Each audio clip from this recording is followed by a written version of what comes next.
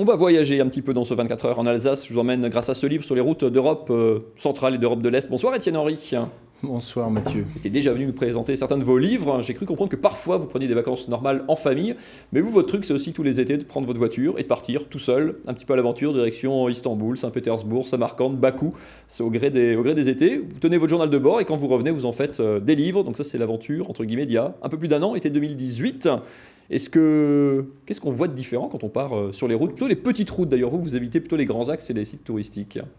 Ce voyage de 2018, c'était pour marquer le centenaire de la disparition de l'Empire austro-hongrois. Donc j'ai voulu parcourir les marges de ce défunt empire. Et c'est vrai que ce sont des petites routes, puisque ce sont aujourd'hui des régions périphériques de grands pays comme l'Ukraine, la Roumanie ou la Pologne. Et j'ai pris des petites routes, en effet, pour rester dans les frontières de l'Empire telles qu'elles étaient en 1918. Alors c'est comme moi, vous avez besoin de petite révision. L'Empire austro-hongrois, c'est une grande puissance du 19e siècle sur les sur les routes de François-Joseph. François-Joseph, c'est l'empereur qui règne 70 ans, quelque chose comme ça, sur la deuxième moitié du 19e. Il est surtout connu pour la page People de l'époque, parce que c'est le mari de Sissi, voilà, devient impératrice en épousant l'empereur. Donc voilà, ça c'est pour la partie glamour. C'est un empire, comme dit, très puissant, qui a complètement explosé après la fin de la Première Guerre mondiale. Qu'est-ce qui reste aujourd'hui de cet empire quand on parcourt les routes, quand on en fait le tour? Alors, il en reste des Wiener Schnitzel. C'est assez inattendu. Il en reste des konditorei. En Ukraine, il y a des konditorei. C'est pour rire, mais ça veut dire que c'est l'influence viennoise et autrichienne de l'époque qui s'est répandue. Et bien sûr, il en reste aussi un bâti architectural. Voilà. Sinon, les populations ont beaucoup bougé. Il y a eu de grands déplacements de populations qui ont eu lieu à cause des guerres en particulier. Bien sûr, il y a aussi une communauté qui était très nombreuse dans l'Empire austro-hongrois qui, elle, a quasi totalement disparu. J'ai nommé la communauté juive. Au gré de différentes persécutions. C'est une Europe, c'est un melting pot, enfin quand on pense mélange, je pense à l'ex-Yougoslavie, c'est un peu l'ancienne Yougoslavie, moi j'ai connu la Yougoslavie, pas tout le monde autour de cette table, mais c'est un peu le même principe, c'était un empire, un pays, et aujourd'hui voilà. C'est 10-15 pays qui ont... Absolument, alors c'est même pire que l'ancienne Yougoslavie, parce que l'ancienne Yougoslavie, en plus, ils parlent la même langue, mais pourtant, aujourd'hui, ils sont ennemis mortels, ils ne peuvent pas s'encadrer, c'est pas plus compliqué que ça. Mais là-bas, imaginez-vous que vous aviez des gens qui parlaient anglais, qui parlaient allemand, qui parlaient ukrainien, qui parlaient tchèque, qui parlaient roumains, qui parlaient yiddish aussi, et tout ça fonctionnait à peu près. Donc il y avait des communautés juxtaposées, mais tout ça, ça fonctionnait de manière harmonieuse.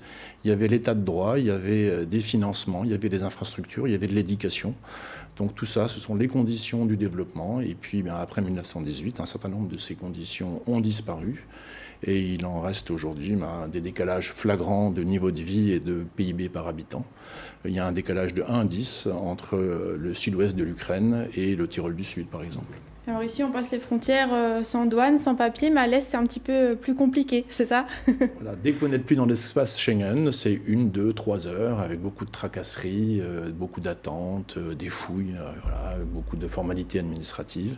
Il suffit de le savoir. Pas besoin de visa néanmoins, donc c'est quand même la bonne nouvelle. Mais il faut s'attendre à des fouilles, à des questions. Quand on est seul, comme ça, c'est jamais long, ces longues heures d'attente comme ça?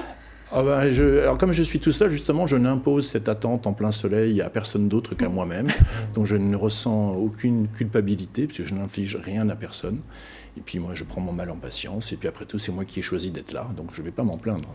Damien Inglis, vous voyagez beaucoup, mais alors dans un cadre un peu différent. On parlera basket tout à l'heure. On voyage beaucoup quand on est basketteur, mais c'est toujours c'est très organisé. On est en groupe, on est encadré par le club. C'est le club qui organise tout. C'est vraiment du voyage ou pas du tout en fait? Ouais, c'est carrément du voyage. C'est du voyage et puis c'est aussi on est avec les coéquipiers. Donc c'est beaucoup plus fun. Mais on découvre quelque chose quand même. Ouais. Non, on voyage, on a la chance de faire beaucoup de pays quand même. Donc on voyage et puis on a le match qui est la raison du voyage quand même. Donc on est quand même concentré sur ça, mais on a la chance de voir des beaux pays quand même. On voyage un petit peu quand même. C'est souvent raconté avec beaucoup d'humour, Étienne Henry. Il y a beaucoup de contrepétries qui m'ont fait beaucoup rire. C'est plein d'anecdotes. Il y a les anecdotes qui en sont justes, histoire d'avoir des détails un peu croustillants. Vous faites un focus souvent sur les voitures que vous croisez. Alors vous avez une berline allemande dont on ne citera pas la marque qui a bientôt 400 000 km quand même, qui est votre fidèle destrier. Les voitures qu'on voit, alors c'est Il y a des Lada qui c'est devenu presque une blague en Europe de l'Ouest, même si on n'en voit pas ou plus. Mais ça veut dire quelque chose aussi, les véhicules qu'on croise, sur l'industrie de ces pays, sur le niveau de vie. C'est pas complètement anecdotique. Exactement. Donc la Lada, c'est à la base la Fiat 124, donc on l'a tous oublié. Et c'est le deuxième véhicule le plus produit de tous les temps, avec plus de 20 millions d'exemplaires, juste derrière la coccinelle. Donc tout le monde parle de la coccinelle, puis de la Ford T, qui traîne à 15 millions d'exemplaires. Mais il y a eu la Lada. Et encore aujourd'hui, dans l'ex-URSS, la Lada, c'est la bête de somme de tous les jours, qui ne tombe jamais en panne, c'est beaucoup dire, mais disons qu'on sait réparer avec 3 bouts de ficelle. Voilà. Il y avait aussi une photo d'une Renault 12, en l'occurrence une Dacia. Il y a eu 2 millions de Dacia qui ont été fabriqués en Roumanie, alors que le modèle était arrêté en France depuis bien longtemps. Il y avait aussi une Volga. Donc Volga, ça n'a jamais été vendu chez nous. C'était, la grosse voiture de l'apparatchik, soviétique ou des pays frères. En l'occurrence, celle-là était en Ukraine. On pourrait voyager comme ça pendant des heures à travers votre récit. Juste pour l'anecdote, vous êtes strasbourgeois et il y a un Strasbourg. Vous avez trouvé un Strasbourg en Transylvanie. Voilà, la Transylvanie, c'est une région cosmopolite, du moins elle était cosmopolite. Il y avait une communauté hongroise, une communauté roumaine et une communauté germanophone, donc les Allemands de Transylvanie. Et donc il y a une ville qui s'appelle Naganyed en hongrois, Aiud en roumain et Strasbourg à Mirach, qui est sur la rivière locale. Voilà, absolument. Et donc j'en ai trouvé un en Transylvanie.